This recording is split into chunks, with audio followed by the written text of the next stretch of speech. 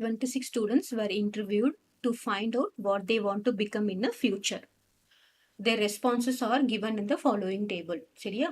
அதாவது இவ என்ன சொல்லியிருக்காங்க, 26 ஸ்டூடெண்ட்ஸை இன்டர்வியூ பண்ணியிருக்காங்க. நீங்க என்ன ஆக போறீங்க பின்னாடி அப்படின்னு சொல்லிட்டு. அவங்க என்னென்ன சொல்லியிருக்காங்க அப்படின்னு சொல்லியிருக்காங்க. இது நமக்கு டேலி மார்க்ஸ்ல கொடுத்துருக்காங்க. இதை நம்ம ஃப்ரீக்வன்சி முதல்ல நம்ம எழுதிக்கலாம். ஃப்ரீக்வன்சி எழுதிட்டு அதுக்கு ஒரு represent this data using pictograph. பிக்டோகிராஃப்ல அவங்க ரெப்ரசென்ட் பண்ண சொல்றாங்க. ஃப்ரீக்வன்சி பார்த்தீங்கன்னா டீச்சர் எத்தனை பேர் பாருங்க. ஸோ 1 2 3 4 அப்புறமா இது ஃபுல்லாக கேன்சல் பண்ணால் 5 6 7 டீச்சர் ஆகணும்னு சொல்லி 7 பீப்புள் சொல்லியிருக்காங்க. பைலட் ஆகணும்னு எத்தனை பேர் சொல்லியிருக்காங்க? 3 பேர் சொல்லியிருக்காங்க. பேங்க் மேனேஜர் ஆகணும் அப்படின்னு சொல்லிட்டு 1 2 3 4 5 பீப்புள் பேங்க் மேனேஜர் சொல்லியிருக்காங்க. டாக்டர் அப்படின்னு சொல்லியிருக்கிறது 3. நெக்ஸ்ட் இன்ஜினியர் அப்படின்னு பண்றவங்க எவ்வளவு சொல்லியிருக்காங்க? 5 பீப்புள் சொல்லியிருக்காங்க. அதர் ப்ரொஃபஷன்ஸ் வேற ஏதாவது வேலை பண்றவங்க அப்படின்னு சொல்லி எவ்வளவு கொடுத்துருக்காங்க? 3 கொடுத்துருக்காங்க. ஸோ ஃப்ரீக்வன்சி நம்ம எழுதிட்டோம். இப்போ நம்ம பிக்டோகிராஃப் வரையணும். ஸோ பிக்டோகிராஃப்க்கு நம்ம என்ன பண்ணோம்? 2 இது எழுதணும். So this is profession.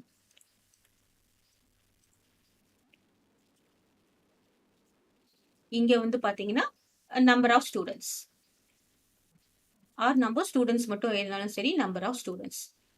இதுல ஸ்கேல் ரொம்ப முக்கியம். ஸ்கேல் என்னன்னு பார்த்தோம்னா, ஸ்கேல் எப்படி நம்ம ஸ்கேலிங் எப்படி போடணும் அப்படின்னு பார்த்தோம்னா, இங்க நமக்கு எல்லாமே கம்மி கம்மியா தான் கொடுத்துருக்காங்க. அப்போ 7 3 மேக்சிமமே 7 தான். அப்போ நம்ம என்ன பண்ணிக்கலாம், ஒரு ஒரு மனுஷனோட ஒரு இது போடணும்னு வச்சுக்கோங்களேன். திஸ் ரெப்ரசன்ட் 1 ஸ்டூடெண்ட் அப்படின்னு நம்ம ரெப்ரசன்ட் பண்ணிக்கலாம். சரியா? ஃபர்ஸ்ட் ப்ரொஃபஷன் என்ன கொடுத்துருக்காங்க? டீச்சர். டீச்சர் எத்தனை பேர்? 7 people. So first profession is teacher. Teacher வந்து number of people 7 people teacher ஆகவேன்னு சொல்லியிருக்காங்க. ஸோ நம்ம என்ன பண்ணணும்? 7 peopleோட இது பண்ணணும். 1 2 3 4 5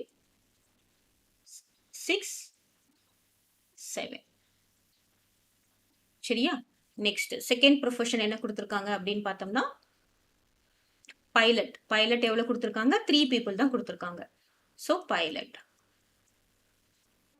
என்ன போடுறோம்? 3 போடுறோம். 1 2 3. நெக்ஸ்ட் ப்ரொஃபஷன் என்ன கொடுத்துருக்காங்க? Bank manager. பேங்க் மேனேஜர் 5 கொடுத்துருக்காங்க. ஸோ அப்போ நம்ம தேர்ட் ஒன் என்ன போடணும்? Bank manager.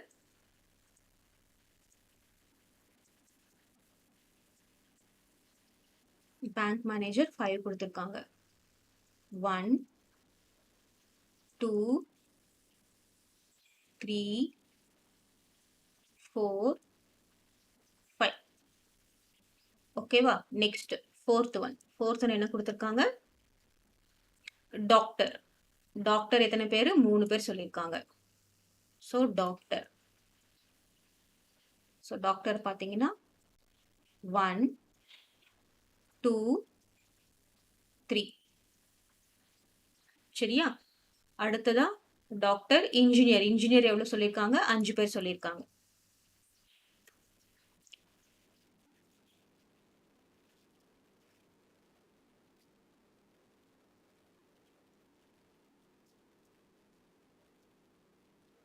ஸோ 5 பிக்சர்ஸ் போடணும்.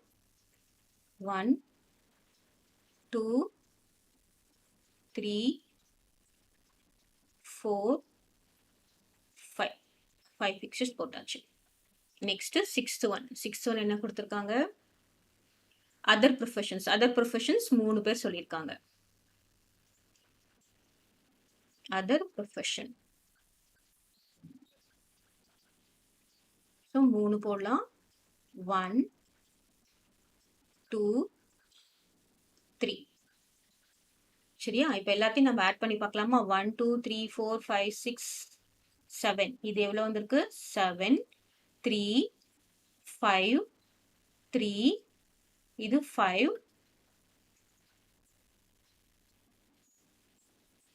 3.